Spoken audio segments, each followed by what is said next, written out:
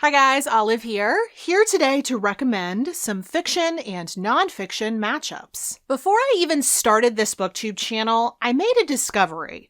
I realized that if I picked up a fiction book and a nonfiction book that were either on the same topic or that covered similar grounds, and I read them either at the exact same time or around the same time, I got so much more out of the reading experience of both of those books. And ever since then, it's been one of my favorite ways to read. So for instance, you could pick up a biography of an author, and you could pair that up with one of their novels. So that biography would potentially give you more insight into that author and their writing process, and potentially even some background information on the novel that you're reading. You could pick up a work of history alongside a work of historical fiction that cover the same time period, of course, to really give yourself an immersive experience. But you could also pick up a nonfiction book that dives into a specific character's occupation, their hobby, their background, anything that will help you understand more about what makes that character tick. The general idea of these matchups is that the fiction book is going to bring to life all the facts and circumstances of that nonfiction book through the storytelling, and then the nonfiction book is going to be teaching you more about whatever it is you're reading about in the fiction book. It really is such a rewarding way to read, and I have found it really helps me retain more of what I'm reading because you're reinforcing the knowledge you're gaining over two different books. But while I highly recommend reading this way, I will admit it can be challenging before you know what the contents of the books are to know what fiction books and nonfiction books are going to make good pairs. And for that reason, I have been making this style of recommendations video for years now, recommending fiction and nonfiction pairings so that you can know exactly what you're getting into. You can know that these make good pairs ahead of time. And in this video, I have our latest batch. Since I mentioned characters' occupations earlier, I will start off by discussing a pairing in which the two major players follow very similar paths as they're seeking new work opportunities. The novel is called Valley Verified by Kyla Zhao, and I recommend you read that alongside the memoir Uncanny Valley by Anna Weiner. In both of these books, our leading ladies leave literary type jobs in New York City in order to join startups in Silicon Valley. And they tell us all about their wild experiences in those very techie, male-dominated spaces. Each of them trade their fancy wardrobes, basically a prerequisite for the New York City lifestyle, for the much more laid-back, casual office attire of California. They both stop taking public transportation and begin taking Ubers everywhere. And in general, they both have to stomach a whole lot of culture shock after changing coasts.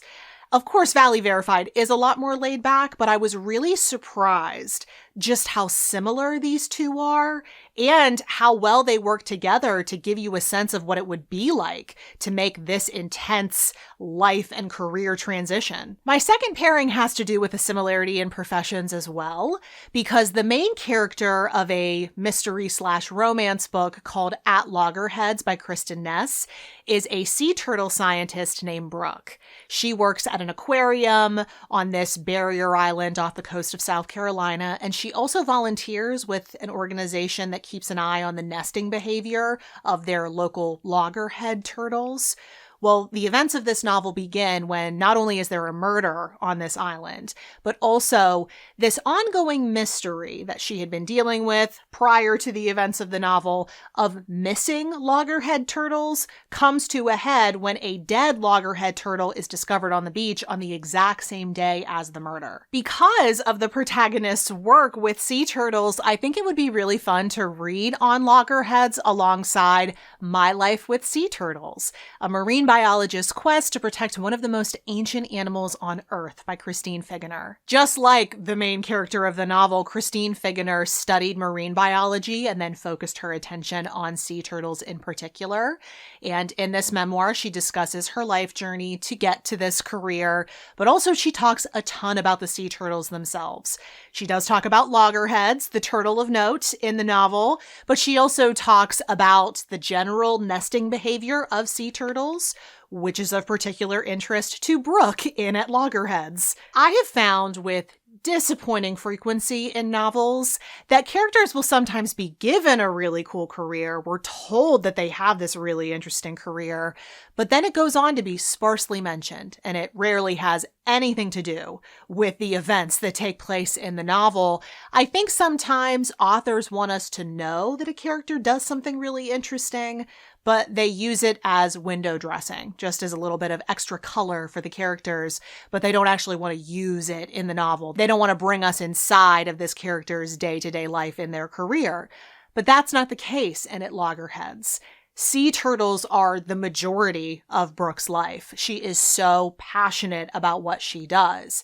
So I think pairing this book up with a memoir written by a fellow female marine biologist and a book that gives you so much more information on sea turtles that interest Brooke so much, I think this pairing would have the ability to bring you so much deeper inside of Brooke's world. My next fiction and nonfiction matchup is another one that I think would really enhance your understanding of the lead character. But it's also one of the ones that I don't think you would necessarily think to put together unless you already knew what was inside of both of the books, hence why I make these recommendations videos every single year. But the novel is Hester by Lori Lego Albanese, and I think you should read it with Blue Cats and Chartreuse Kittens: How Synesthetes Color Their Worlds by Patricia Lynn Duffy. Hester is a historical novel set in the late 19th century, and in it, this author imagines that Nathaniel Hawthorne had a muse when he wrote his classic, The Scarlet Letter. That muse is our main character in Hester. Her name is Isabel, and she's a seamstress. And many years prior to the events of this novel, her grandmother was accused of witchcraft. And partially because of that stain on her family's reputation, her mother encourages her, Isabel, to avoid telling people anything about what Isabel calls her colors. Isabel experiences synesthesia, which is a fairly rare phenomenon in which a person will receive one sort of sensory input and then perceive it in more than one way.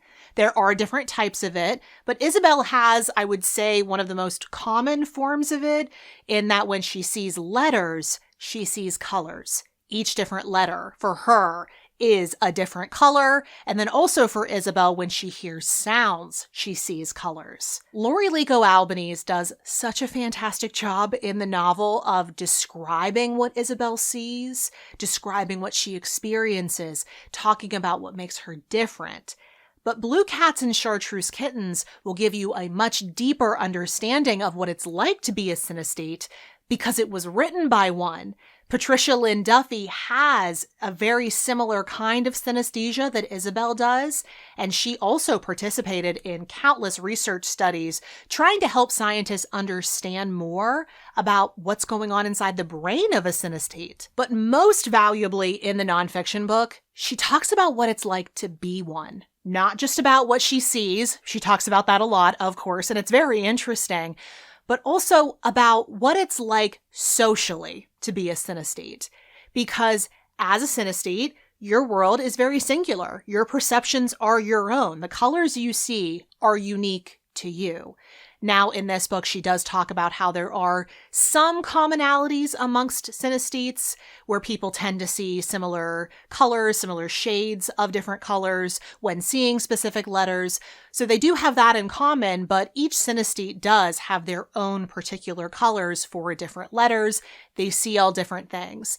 And so that's very isolating when the world that you're perceiving is exclusive to you. You can't relate to other people as much. And when synesthetes do try to talk about what they're seeing with people, even in our modern day, they can be met with skepticism, with disbelief. People can treat them like they're crazy because they're not having the typical perception that all the rest of us do who don't experience this phenomenon. And so when I first read Hester, I thought her mother was encouraging her not to talk about what she was seeing exclusively because of that family history with the witchcraft allegations, but I can now see that it's a fairly typical experience for a synesthete to stop talking about what they see, to kind of retreat into themselves because they can be met with such resistance from people. Reading these two together is something I really recommend. This nonfiction book gave me such a deeper understanding of and appreciation for the character of Isabel. My fourth pairing is actually a trio, so you could choose your own pairing out of these three books, or you could read all three for a truly immersive experience. But at the center of this trio is a deeply unsettling novel called Death of a Bookseller by Alice Slater, in which we follow a true crime obsessed bookseller at a struggling bookshop who quickly becomes overly attached in a scary and delusional way to one of her new co-workers, a fellow bookseller. If you are daring enough, you could choose to try to get more inside the head of this true crime junkie in the novel. Her name is Roach. And you could do that by picking up Savage Appetites, 4 True Stories of Women, Crime, and Obsession by Rachel Monroe, a very thought-provoking nonfiction book that aims to answer the question, why do women become so infatuated with these types of stories? In this book, Monroe discusses 4 different archetypes of women associated with true crime stories. So there's the detective, the victim, the advocate, and the killer. She tells true stories about women who have played these roles in real stories and how women might feel a connection to one or more of these roles, and that might lead them to feel a fixation with this type of story. I should warn you, there is never one concrete answer as to why women are so enamored of this genre, but there is so much mental food for thought to be had in the ruminating. But you could also choose to read Death of a Bookseller alongside I'll Be Gone in the Dark, one woman's obsessive search for the Golden State Killer by Michelle McNamara. Or, like I said, you could read all 3 to make a truly twisted trio. I think you could really pick up any work of true crime alongside Death of a Bookseller and it would work. But I mention I'll Be Gone in the Dark because this book in particular gets a shout out in Death of a Bookseller as the type of true crime book that Roach really likes. And it's fitting because Michelle McNamara got very involved in the investigation she's talking about in this book. It's about the crimes of the Golden State Killer, who was a serial killer in California from the early 1970s to the mid 1980s. And Michelle McNamara was deeply invested in revealing his identity when she accidentally overdosed as she was writing this book. As you can probably tell, there's a lot of darkness to be had in this trio. It is something you will need to be mentally prepared for. But if you're ready to go there, matching up either or even both of these nonfiction books with the novel will make for quite the experience. My final pairing recommendation in this video isn't quite as dark and twisty. Last year, I read a historical novel called Hang the Moon by Jeanette Walls, who is the author of the very famous memoir, The Glass Castle, but she has also written a few novels, and this one takes place in Prohibition-era Virginia. It's a complicated novel to describe, but I would say it's part coming-of-age story. We follow a young woman by the name of Sally Kincaid as she grows up, but then it's also part family drama. A lot of the family secrets that we see in this book are inspired by the Tudors. But then there are also themes of money and power because Sally eventually ends up taking over the family business. And that involves facilitating the creation and the transportation of bootleg liquor during Prohibition. I mean, the character of Sally was partially inspired by a real-life rum runner. And for that reason, I think you should read Hang the Moon either at or around the same time as you read Moonshine, A Cultural History of America's Infamous Liquor by Jamie Joyce, which is a very fun, quick-reading little history book that talks about the legacy and the art of making moonshine, which is white, aka unaged, whiskey here in the USA. Jeanette Walls actually mentions this book by name in her acknowledgement section as one of the sources that she consulted as she was researching things to put into Hang the Moon. That's actually a very good recommendation, by the way, for discovering these types of pairings. You can raid the bibliography and read one of the books that they consulted for research as you're reading the book itself. Chances are you're going to find some things in common, as I did with this pairing. I could see where Jeanette Walls pulled some of her information from, so that was really cool. But more than that, Jamie Joyce in this book helped me realize that while moonshine, even now, still does have a very notorious, even dangerous reputation, there's so much more to the creation of moonshine than you would originally think. It's not just bathtub gin. People actually took a lot of pride in the making of moonshine. They took a lot of pride in the distillation process. They wanted to learn more about it. They wanted to learn through iteration.